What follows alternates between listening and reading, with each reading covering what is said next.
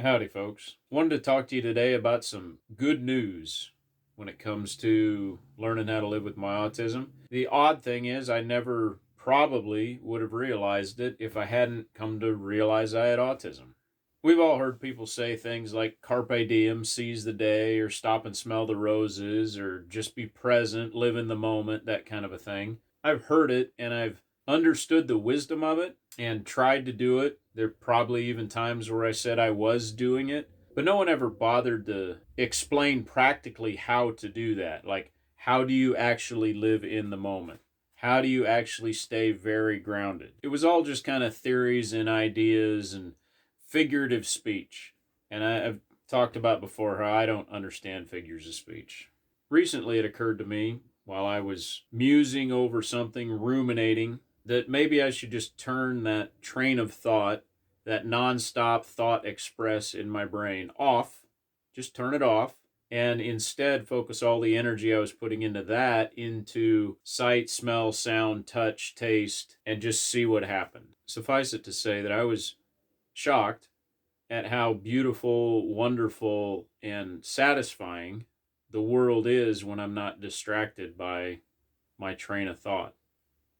And so I kept doing it. I just would remind myself to live fully in the moment at dinner, or to turn off my train of thought as I was laying down into my bed and not worry about what tomorrow would bring, or to turn off that train of thought and just enjoy lunch for even 2 minutes, enjoy my bologna sandwich, or to turn off my train of thought as I was sitting on the couch and actually really pay attention to all of my children running around, talking, asking questions, having fights, reading books, playing games. And what I found has been surprising, but also wonderful, absolutely wonderful. I will say that my food tastes better. My children are amazing and beautiful, more than I had paid attention to in the past. It's something to know that my children are wonderful and beautiful, and it's a completely different thing to experience it fully in the moment. Well, it's the difference between a picture or a video of a concert and actually being at the concert.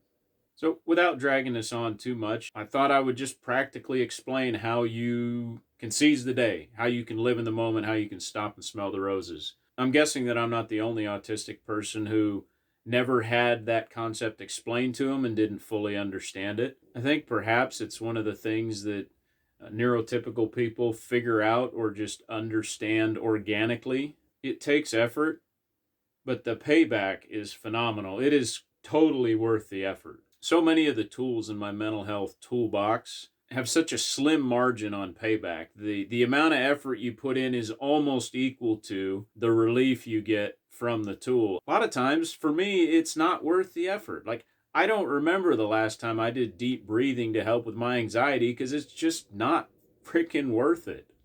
It doesn't work. But the effort to turn off that train of thought in my brain, just stop it, and then put that effort I was using for my train of thought into my senses has been far less than the good that I have gotten out of seizing the day or living in the moment. By at least 2 orders of magnitude, 100 times better. I have gained so much joy and happiness and satisfaction and contentment simply from stopping my train of thought and living in the moment, fully experiencing through all of my senses what is happening in the present. One of those joys is that when you're only living in the present, you can't experience worry. Worry means you're thinking about from the present to the future. If you're not worrying, at least for me, then I don't have anxiety. And that's been a blessing. So I hope that makes sense to you. I hope I've explained it well enough. I encourage you to give it a try, purely because I've had great success with it. I don't think there's going to be any negative consequences from living in the moment, turning off that rumination, that train of thought, and putting your effort into simply being.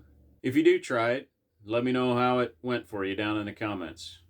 Folks, hope you're doing well. Remember, hope is a choice. I don't know. My brain's going 4 million miles an hour, so live in the present right now, Brian.